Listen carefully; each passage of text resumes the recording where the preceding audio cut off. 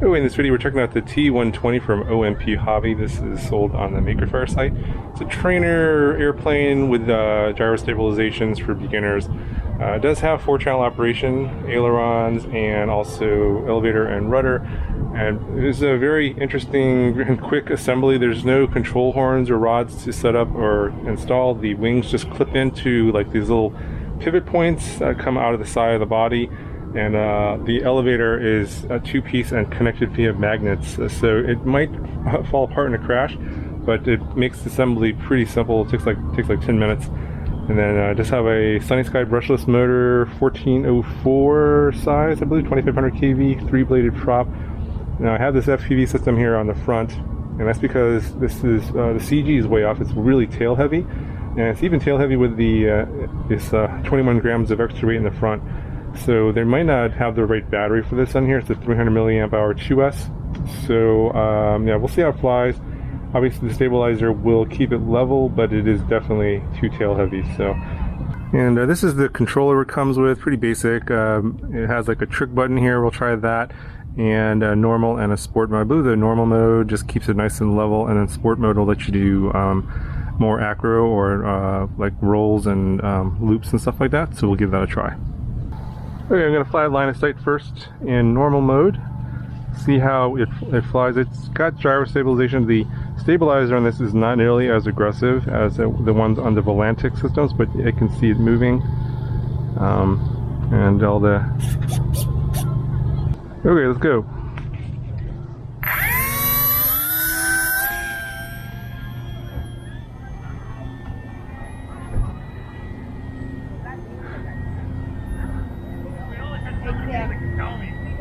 Yeah, I could tell it is tail heavy still in the way it's flying. So I may need to even add more nose weight before I fly at FPV. I might have to do that in another video later because I didn't bring extra weight with me today. It doesn't seem like the stabilizer is working all that great.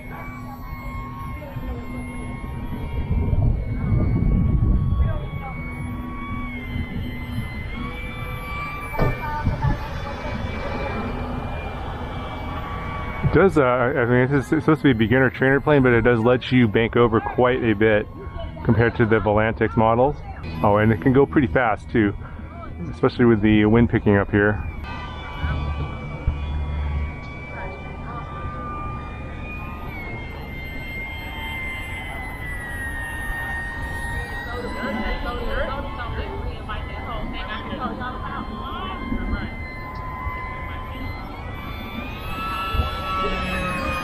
Yeah, I almost feel like there is no self-leveling here. I may have misread the instructions.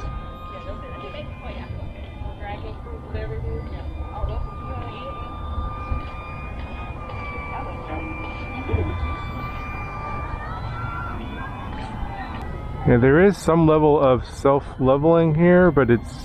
Let's say I let go of the sticks, and it does level, yeah, but it's very mild. It's not nearly as aggressive as it is on the Volantic system. It could be a good thing or bad thing depending upon your perspective. It definitely levels out, and you could see it buffeted in the wind, but the amount of bank angle it lets you have in the normal mode is quite a lot actually. It's more like intermediate mode, not beginner mode, in the Volantic system.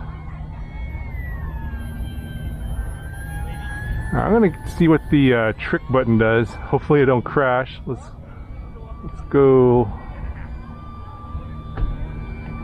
over here on this side and come around the other way. Let's get a little higher. So you have to hold the trick button down for 2 seconds.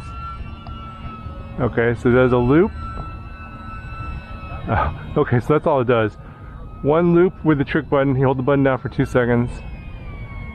That's it for beginners that don't know how to do loops themselves. Let's see. Yeah, so in normal mode it does limit your angle, but it is more than on the Volantic system.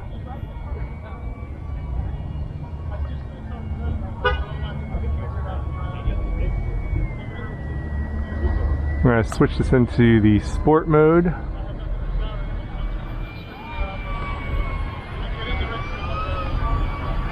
So I'll let you do rolls. Oh, and I lost my canopy and my extra weight. And as you can see there, the wings just pop right off. It's probably just fine. It just clips in. So when I lost my canopy that has the extra weight on there, it just porpoised up right away. The battery's still connected. It looks fine. So you can see here, the wings just clip in here, and then there's these little hooks that actually control the elevator, or sorry, the ailerons. It just pops off, and then same with the elevator in the back. Yeah, there's no damage. The battery is still in here. Let's go grab the canopy. A little bump on the ground knocked off the canopy. Yeah, this is fine too. Wasn't even plugged in. Yeah, so that roll rate I tend to do, the rate is really low on this thing, so you got to be super high up to complete that, and there's no rate button on here, so there's no way to increase that. Okay, so this should be pretty easy to put back together. This just clips in. There's a magnet there to hold that together.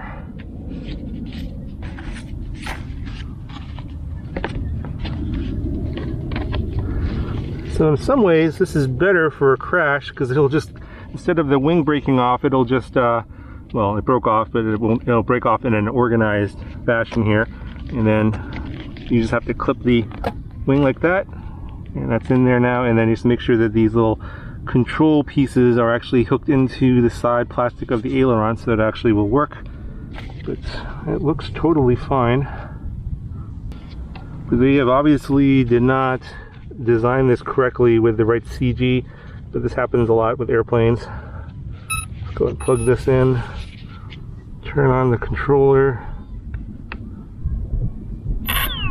It's all still working. And yeah, my FPV system is not active, so I'm just using it for weight right now. Let's take it back up again and see if everything's okay. It should be. I'm going to go back into the normal mode.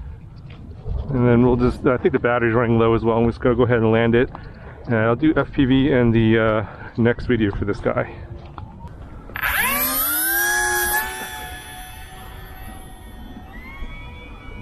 Yeah, it's totally fine. That motor is super loud.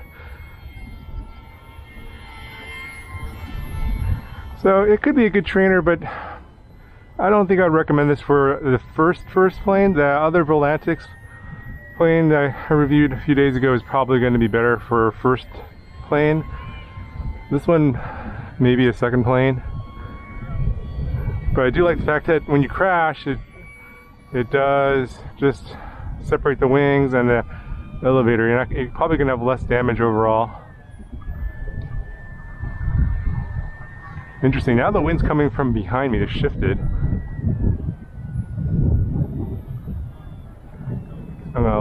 Oh, I was going to try and let it float in, but it was way too high, so I'm going to bring it around. So it's actually going downwind here. Yeah, it's still tail heavy. I gotta fix the CG on this one for FPV. All right, let's just see if I can land it in front of me here. Yeah, so the wind shifted. It was coming from that direction. Now it's coming from the other direction. So that's coming into the wind, and it was a nice landing. If you go downwind, it's going to be way faster. But